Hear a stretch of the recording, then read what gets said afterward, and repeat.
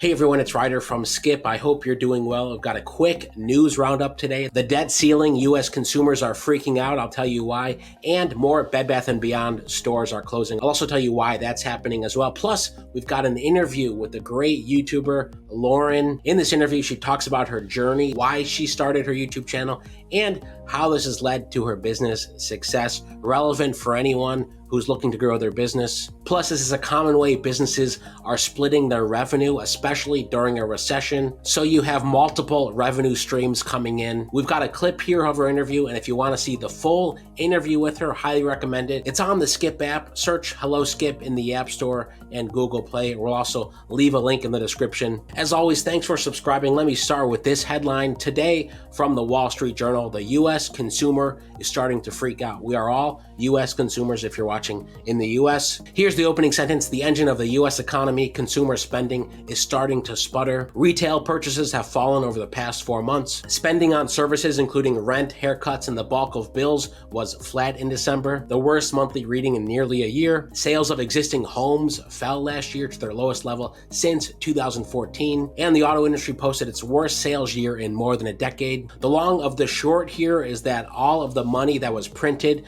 during the pandemic, a lot of that went to building up people's savings accounts, and consumers have been using these savings accounts over the past couple years. Here's a great graph in green right here. You can see the personal savings rate spike after the first round of stimulus checks, then the second and the third, and you can see where it is now. And this is really interesting, the share of US adults whose monthly expenses were more than their income. It's gone up 7.2% since December 2021. The good news is the job market is still strong. However, this drawdown in savings is concerning. If you want to read more, I'll link to this article in the description. And finally, regarding the debt limit, here's the latest news there. Washington's debt limit drama has Wall Street betting that the U.S. will employ a fallback option to ensure it can make good on payments to its lenders, even if Congress doesn't reach an agreement and raise the nation's borrowing limit before the U.S. runs out of cash. Basically, if the debt limit is breached, investors expect Treasury to put bond payments first. However, there is a lot of concern about doing this. Here's one quote: prioritization is really default by another name. It's not defaulting on the government debt, but it's defaulting on its obligations. If you want to read more about that, we'll leave that link in the description as well. And finally, Bed Bath & Beyond's woes prompt landlords to line up new tenants. They announced they're closing even more stores, which is worrying a lot of landlords who are trying to line up backup plans. Here's the quote: their slide towards a potential bankruptcy threatens to flood the retail real estate market with hundreds of vacant stores, after the company said last week it would close about 90 additional locations. There is, however, confidence among landlords that it may be easier to find new tenants compared with years past. We'll keep an eye on that. Without further ado, let's get to a clip of my interview with Lauren Gonzalez, why she decided to start her YouTube channel to put out good information, again, to lead with value that she could then use to build trust and increase her business revenue. Here's that clip, and if you want the full interview, it's on the Skip app. I think you have a Facebook community, you have a thriving YouTube channel now. Would love to hear kind of that path to finding channels. Yeah, so it's interesting because what I did is in 2020. So I'll go back. So I had started my business in 2016, and then once I named down, okay, so my target audience is Amazon sellers for my design business. I grew that. I got consistent clients. I was doing really well. And I got this sense of, and this something that has been with me since I was a teenager, where I wanted to give back and educate. Like when I would learn something about animation, I would go teach it in a public school and do workshops. And I just had this big passion to teach and help.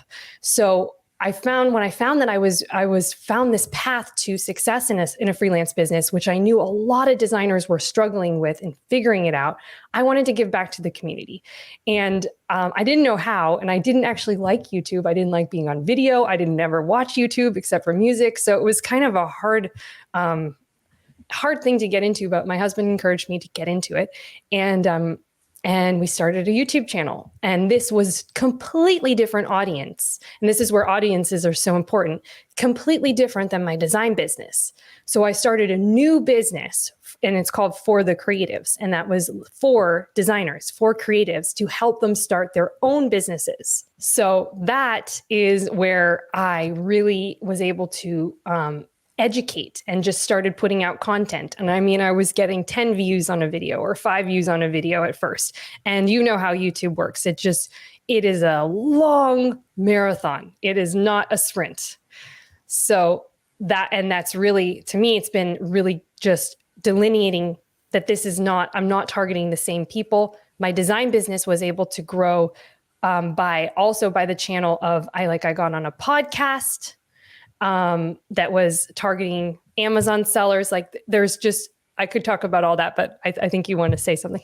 No, I'm just, as you keep going, I just pulled up your Instagram and your website as well. As you were talking about you're wanting to put back information to the world. One of the things I think a lot of entrepreneurs forget about or avoid or don't do is basically create consistent value to the world.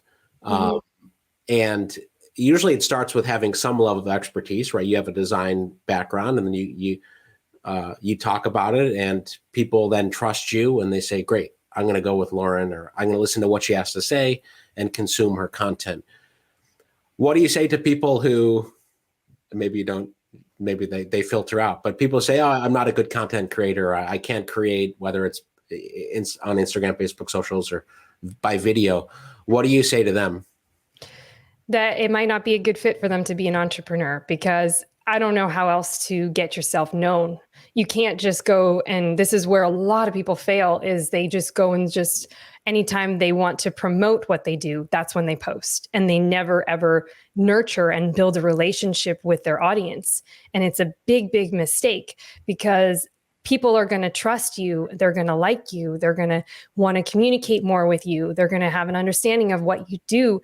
And then only at that point, they're going to be willing to invest. If you're going to just constantly be selling, they're not going to listen to you, and they're going to become numb to your messages after that.